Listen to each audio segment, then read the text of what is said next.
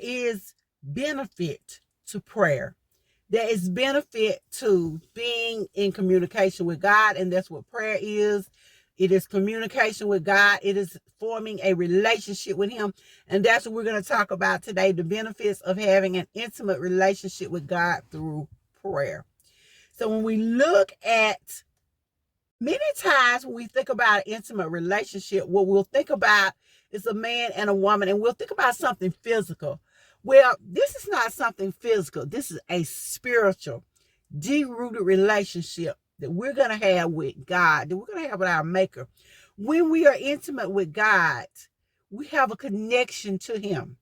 And just like a relationship, like a husband and a wife, a mother and a child, you can't have a deep-rooted, intimate relationship with anybody unless you connect with them, unless you talk to them, unless you spend time with them. So when you are spending time with God, you are forming those relationships. You may be saying, how can I spend time with God? Well, let me break this down for you. You spend time with God when you go to church, when you go to your place of worship. You're spending time with God. You're listening to His word. When you get in your quiet place and you listen to what He's saying, you're spending time with God. When you is in these moments that you're building that intimate relationship. Well, let me give you an example. If you think about your spouse, or you think about your partner, and the one you're going to marry, because I know you're going to do things right. Well, when you think about your spouse, if you think about when your intimacy was formed, and not talking about that physical intimacy, but when real intimacy was formed, you formed it when you spent time with him or her. When you were together, when you were alone, when you were talking about the things that were important to you, especially for us ladies. We want to talk about our problems. We want to talk about our feelings. And sometimes guys don't want to do that because they've been trained not to. But it's in those moments when he is listening to us, when he is spending time with us, and I'm talking about our spouse and our partner, our soulmate. It is in those times that we form those relationships. We form that intimate connection. So it is in those times when we're with God, when we're before Him, and we are bare. And I don't mean without clothes on. I mean when we are honest, when we are truthful, when it is just us, when we bear our soul to Him. It is then that we're spending that time, that intimate time with Him. When we trust Him enough to get up and say, God, not my will, but your will. When we trust Him enough to get up and say, Lord, guide me today. Show me today. Show me where I'm supposed to go. Tell me what I'm supposed to do. Lead me to the scriptures I'm supposed to have. Lead me to the person I'm supposed to be led to today. When we study His word, when we spend that time with Him, that is when we're forming intimacy with Him. When 1 John chapter 5 and 14, that if we ask anything according to God's will, then He hears us. Well, how do we know we're asking something according to His will? How do we know God hears us? Well, I'm going to tell you how we know. We know we're asking something according to His will when our will comes into alignment with Him. And we know because we've spent that quality time with Him. We've gotten alone with Him. We've gotten before Him. And then we know what His will is because we've studied His word. We listen to His voice. Then we can know exactly what it is we're supposed to be praying for. We're also told to be anxious for nothing, but in all things with prayer and supplication, we are to make our requests known before the Lord. Well, how are we going to make our requests known if we're not spending time with Him, if we're not becoming intimate with God, if we're not getting close to Him? We don't know what we're supposed to be doing.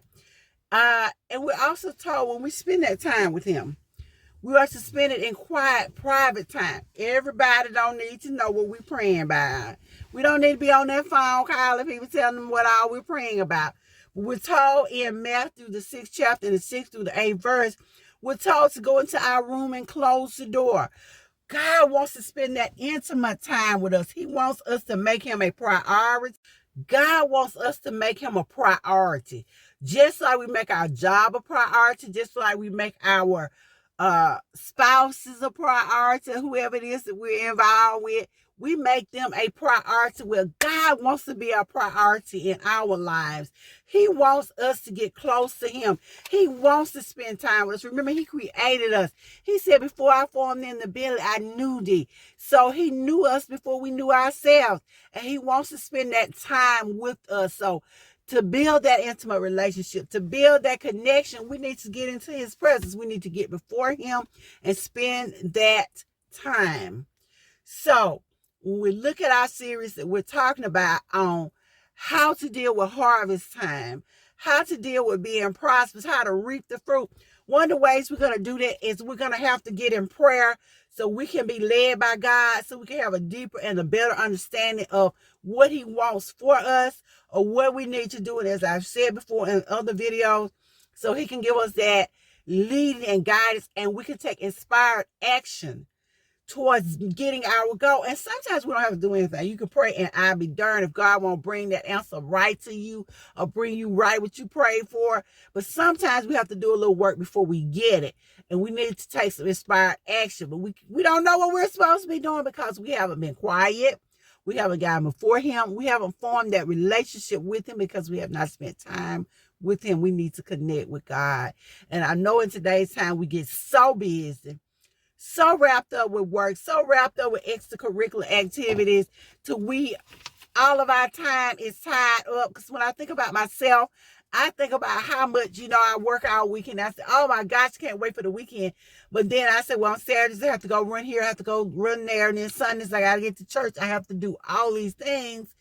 But are we doing the right thing? Are we doing what's most important? When I think about Martha and Mary, and you look at her, and Martha got mad because Mary was at Jesus' feet. She was running around and she was working and she was doing all of these things, but she wasn't spending the time with Jesus like she needed to be spending. And I can't get mad with Martha because I do understand there are things that have to be done. But as they say in the secular world, and it is true, we make time for the things that are important to us. So we have to learn, we need to make time for Jesus. We have to make time for what is important, and Jesus is important to us. Well, he should be.